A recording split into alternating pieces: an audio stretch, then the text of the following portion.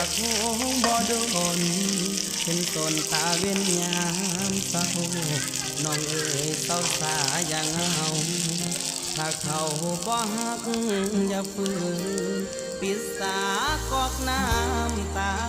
ที่มันหัวออกบุญไปแล้วเขาคงบอกอยู่อย่าฝืนให้เสียเวลาอย่าห้ามน้องท้อง